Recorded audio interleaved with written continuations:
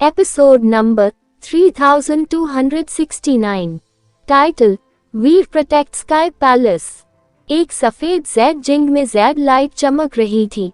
उस Z light ने वीर की चाकू की रोशनी तोड़ दी। इसने एक छेद बना दिया। ये वीर की ओर जा रहा था। वीर ठिठक गया। जेड लाइट एक जेड चाकू था। यह एक ठोस शक्ति बनाने में सक्षम था।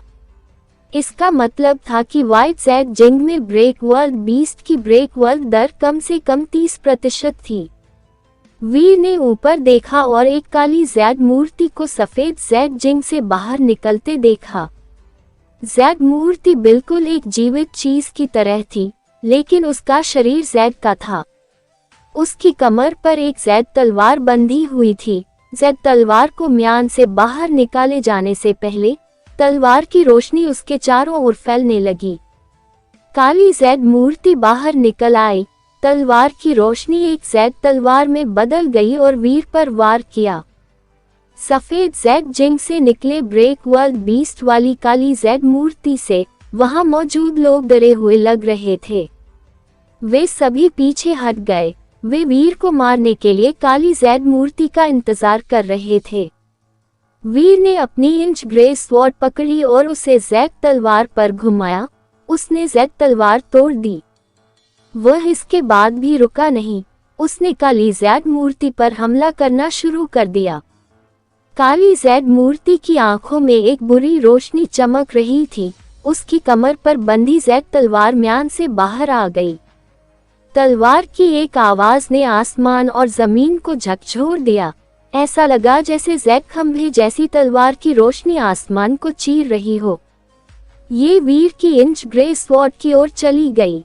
कचचाक। वीर की तलवार की निरंतर ताकत के कारण जेड तलवार और काली जेड मूर्ति दो हिस्सों में कट गई। इससे ब्रेक वर्ल्ड के कई जीव अचानक पीछे हट गए। पूरे 5 शहर और 12 इमारतें जम गईं।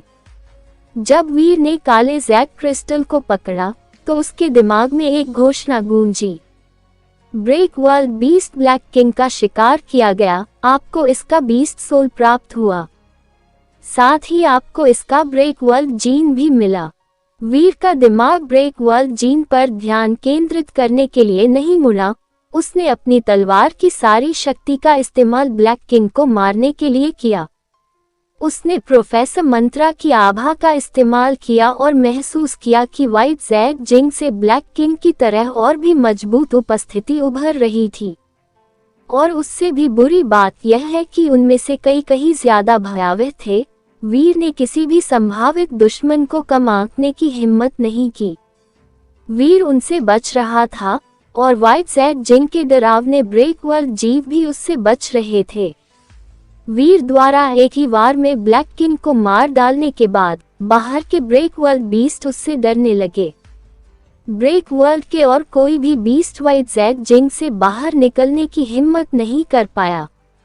वीर की शक्ति ने ही व्हाइट जेड जिंग और उसके डरावने जीवों को रोक दिया। इससे स्काई पैलेस के छात्र सुरक्षित तरीके से पीछे हटने में सक्षम हो गए। वही स्काई पैलेस का एक बुजुर्ग खून से लथपथ था। उसका हाथ टूटा हुआ था। जाने से पहले उसने अपना हाथ अपनी छाती पर रखा और वीर को प्रणाम किया। किसी ने एक शब्द भी नहीं कहा। स्काई पैलेस के कई कुलीन लोग चुपचाप चले गए। वे लड़ते हुए मरने से नहीं डरते थे, लेकिन स्काई पैलेस के छात्र वहां नहीं मर सकते थे। उन्हें छात्रों की रक्षा करनी थी और यह सुनिश्चित करना था कि वे सुरक्षित रूप से निकल सके और जीवित रह सकें। वीर की हिम्मत नहीं हुई कि वह वहां से निकल जाए। वह 5 शहरों की 12 इमारतों के सामने खड़ा हो गया। अनगिनत डरावने जीव पैदा हो रहे थे, लेकिन वे व्हाइट जेड जिंग से बाहर नहीं निकल रहे थे। फिर भी ब्रेक वर्ल्ड के बीस्ट हर जगह थे। व्हाइट जेड जिंग के ब्रेक वर्ल्ड के बीस्टों ने स्काई पैलेस के लिए बहुत परेशानी खड़ी कर दी थी। एंशिएंट डेविल सही कह रहा है। अपनी शक्ति से चाहे मैं कितने भी ब्रेक वर्ल्ड बीस्टों को मार दूं, मैं अपने सभी परिवार और दोस्तों की रक्षा नहीं कर सकता। मैं दुनिया को नहीं बचा सकता। वीर को इन सब से निपटने का इससे बेहतर तरीका नहीं सूझा। अगर वह चला गया तो व्हाइट जैग जिंग के डरावने राक्षस आते रहेंगे, इससे और भी ज्यादा लोग मारे जाएंगे। बूम! वीर ने अचानक पवित्र प्रकाश से भरा आकाश फटते देखा। एक विशाल लौकी की बेल अंतरिक्ष को तोड़ती हुई निकली। उस पर लगे पवित्र लौकी चमक रहे थे। उन्होंने आसपास के ब्रेक वर्ल्ड के बीस्टों को मार डाला। वीर ने स्काई पैलेस लीडर को बेल के ऊपर खड़े देखा। ऐसा लग रहा था जैसे वह उसे वश में करने में कामयाब हो गया हो। शायद पवित्र बेल ने अपनी मूल इच्छा को पुनः प्राप्त कर लिया था, इसलिए अब वह लाइफ सोल से प्रभावित नहीं थी। वीर खुश था। पवित्र बेल वाकई खास थी। ब्रेक वर्ल्ड के बीस्टों की तुलना में ये कुछ भी नहीं थी। इसे स्काई पैलेस लीडर का संरक्षण प्राप्त था। स्काई पैलेस के छात्र इस दिन जीवित रहेंगे। वीर, मैं उन्हें वापस ले जा रहा हूँ, क्या तुम लाइन में बने रह सकते हो? स्काई पैलेस लीडर की आवाज सुनाई दी। वह बता पा रहा था कि वीर की हालत ठीक नहीं है। मैं यहाँ हूँ, वीर ने ठंडे स्वर में कहा। तुम्हारे पास मेरी तलवार की सुरक्षा है। उनमें से कोई भी बच नहीं पाएगा। तुम लोग बस चलते रहो। हाँ हाँ हाँ, अच्छी बात कही। चलो चले। स्काई पैलेस लीडर ने पवित्र बेल को सहलाया, जिससे पवित्र बेल पर लगे अनगिनत लौकी पवित्र प्रकाश से चमक रहे थे। इसने स्काई पैलेस के जहाजों और युद्धपोतों की रक्षा की जब वे राज्य से बाहर निकलकर चले गए।